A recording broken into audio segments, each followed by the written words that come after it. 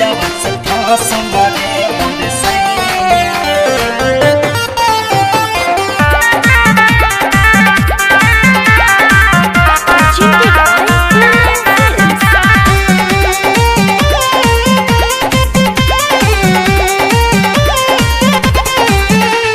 चढ़ली जवानी के धधकतायागी में डाले न हाथ निरदैया पयलवा से फांसल रे मोर सैया कि पूजावा से फांसल रे मोर सैया। जाला जल्दी बाहज में ओकरे नु थाली में धोबता हाथ मुदैया कि पूजावा से फांसल रे मोर सैया कि जुलिया से फांसल रे मोर सैया।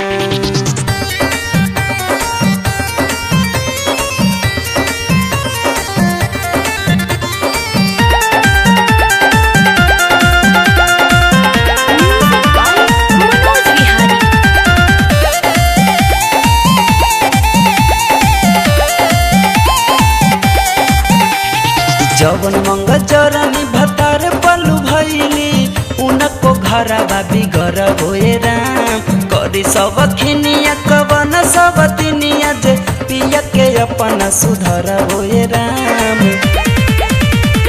जवन मंग चरनी भतार पलू भैली उनको घरवा बिगर होए राम करी सब खिनिया कवन सब तिनिया जे पिया के अपन सुधर होए राम। पूजावा के झुमका पयलवा के नथिया एगो के देला रुपैया पयलवा से फांसल रे मोर सैया कि पूजावा से फांसल रे मोर सैया कि कजली से फांसल रे मोर सैया।